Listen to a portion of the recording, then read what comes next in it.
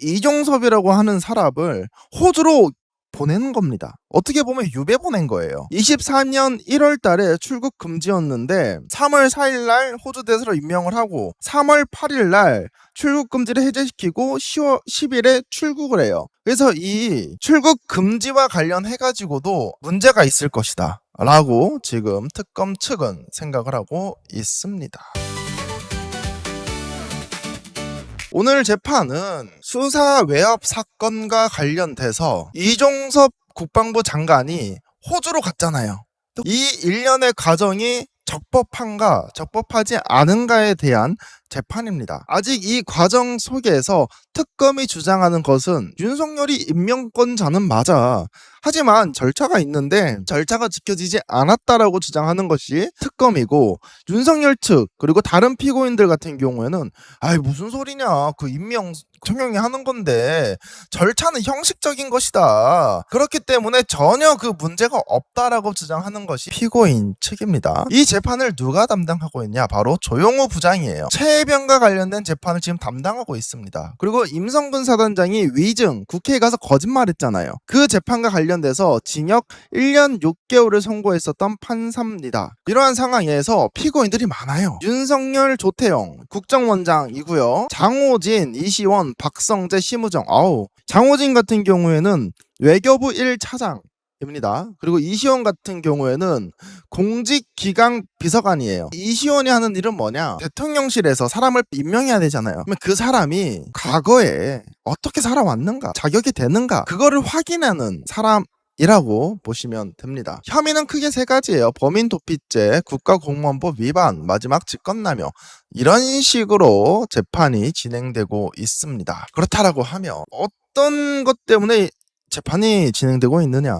첫 번째로 23년 7월 달에 최수근 해병이 안타깝게 돌아가시는 사고가 있었습니다. 근데 그 중에 한 명이 관여가 돼 있다라고 했던 사람이 바로 이종섭이에요. 이종섭 국방부 장관입니다. 그러니까 이 이종섭 장관이 만약에 계속 한국에 있다라고 하면 당시에 공수처에 고발당한 상태였거든요. 그러니까 이게 이종섭을 타고 윤석열까지 갈 수가 있었단 말이에요. 그래서 이 이종섭이라고 하는 사람을 호주로 보내는 겁니다. 어떻게 보면 유배 보낸 거예요. 딱 보내려고 했는데 국민들의 반발로 인해 가지고 사실상 호주 대사로 잠깐 갔다가 다시 돌아오게 되죠. 이 일련의 과정을 특검에서 한번 들여다보는 겁니다. 이종섭이 장관인데 왜 호주 대사로 임명을 하지? 당시에 수사 중인데 대사들은요, 여러분들 국내로 돌아오는 게 1년에 20일인가 밖에 돌아올 수가 없습니다. 그래서 공수처가 수사를 할 때 이종섭에 대해 가지고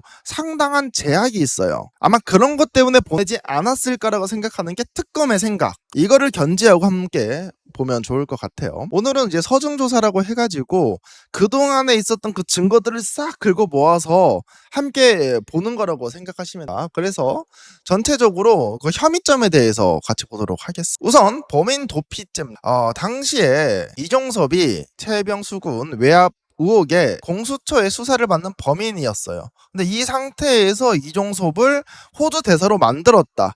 이 과정을 도피라고 바라보고 있는 겁니다. 23년 9월에 고발을 당했었고 탄핵이 추진됐었는데 국정조사 등 수사 대상임에도 당시에 국민이 상당히 관심을 많이 가는 그런 사안이었는데 조사를 똑바로 받지 않고 저기 이제 호주 대사로 이제 보냈다라는 겁니다. 그래가지고 이 범인 도피죄에 해당되는지 안 되는지에 대해서 특검 측에서 같이 바라보고 있는 그런 상황이고요. 그리고 이 도피시키는 과정 속에서 뭐가 있어요? 24년 1월 달에 출국 금지였는데 3월 4일 날 호주 대사로 임명을 하고 3월 8일 날 출국 금지를 해제시키고 10월 10일에 출국을 해요. 그래서 이 출국 금지와 관련해 가지고도 문제가 있을 것이다 라고 지금 특검 측은 생각을 하고 있습니다. 그리고 두 번째로 공무원법 위반이다. 이거 호주 대사 임명한 거 자체가 문제라는 거예요. 야, 이종섭이 범인을 도망치게 만든 것 첫 번째. 두 번째로는 호주 대사 임명한 것 자체 절차가 문제다. 왜 그러냐? 우선 이종섭 같은 경우에는 외국어 시험 점수가 없어요. 근데 해외로 나가려면 외국어 점수가 필요합니다. 근데 그거에 대한 서류가 구비되지가 않았는데 미리 페이퍼에 적격이라고 써놓은 거예요. 그래서 이거와 관련된 뭐 조태용이라든지 장모진이라든지 이런 사람들에게 사인만 받으면 되거든. 그러면 이 서류를 제대로 받겠냐고요. 그리고 언어와 관련된 자격증이 없었는데도 다 적격이야. 그렇다라고 하면 그 이전에 호주 대사로 임명됐었던 사람 아니면 다른 나라의 대사로 임명됐던 사람은 도대체 어떤 사람이었나? 상당히 이례적이라는 거예요. 원래 호주 특임 공강장 같은 경우에는 군 출신이 원래 없습니다.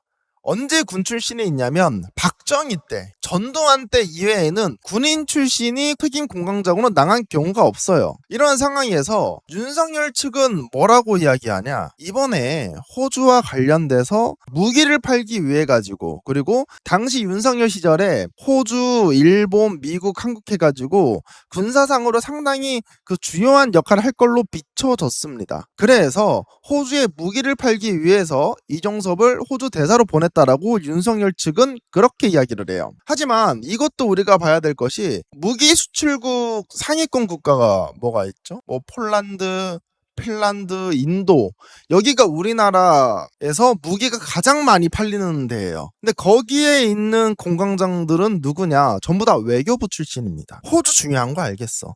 하지만 핀란드라든지 폴란드, 필리핀, 인도 이런 데는 다 외교부 출신이라는. 그렇기 때문에 윤석열 측에서 얘기하는 것처럼 진짜 무기를 팔기 위해 가지고 호주 대사를 국방부 장관 군인 출신으로 보냈다라고 하면 다른 수출국에 있는 공강장들도 군인 출신이어야 된다라는 거죠. 그리고 이제 윤석열 측은 이렇게 얘기합니다. 저기 호주의 국방부 장관은 부총리급이기 때문에 최소한 우리가 장관급으로 맞춰줘야지 함께 국방부 장관과 이야기 나눌 수가 있어. 그래서 이번에는 장관급을 보냈다라고 합니다. 근데 우리가 공강장들을 보낼 때 장관급들이 아니에요. 외교부 공관장을 보낼 때 딱 4명의 공관장만 장관급입니다. 그게 누구냐? 일본, 중국, 그리고 미국, 러시아 이렇게 4개국 여기만 장관급으로 보내요. 근데 이제 우리가 이제 의문을 갖는 건 그거죠. 이제 무기 팔려고 하는 것도 이해가 안 되지만 그렇다라고 하면 호주 국방부 장관이 갑자기 부총리급이 됐냐? 아니라는 거야. 아니라는 겁니다. 그래서 이런 식으로 현재 주장을 하고 있는 상황입니다. 마지막으로 이 직권남용과 관련된 내용인데요. 공수처가 반대했는데도 출국금지위원회 개최 전부터 해제 방임을 사전에 결정하고 하급자에게 이행을 지시를 내렸다. 그런데 실제로 공수처에서 반대 의견을 냅니다. 안 돼요. 이종섭이 출국하면 안 됩니다. 근데 출국 금지가 해제됐어. 그리고 4년도 3월 10일 출국합니다. 그래가지고 그 뉴스공장에 주진우 기자님이 호주까지 가서 막 초인종 누르고 했었던 게 바로 이 일련의 그 사건이라는 거. 그래서 이 출국 금지를 해제시켜줬었던 그 인물들에 대해 가지고 이게 적법한 거냐, 정당하지 않은 것이냐, 이것들을 전체적으로 아울러서 판단하는 것이 바로 이종섭의 호주 도피 재판입니다. 그래서 이 재판이 이제 얼마 안 남았어요. 7월 24일 날 결심이 있습니다. 그래서 이때 윤석열과 조태용 등 6명의 피고인에 대해 가지고 혐의가 어떻게 나올 건지에 대해서 결론이 나오고요. 그리고 아마 한 달에서 한 달 반 뒤에 선고가 나올 예정입니다.